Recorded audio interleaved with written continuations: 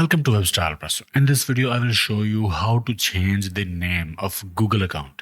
To do that, go to google.com and log in. After that, click your profile picture icon. Click Manage your Google account. Click Personal Info at the left. Click on Name. Again, select the Name option.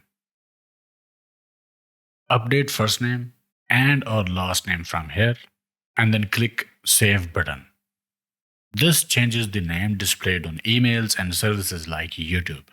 It may take 24 to 48 hours to fully update. You can change this name as often as you want. Okay, I hope it helped. Like, share, subscribe, and I'll see you in the next one.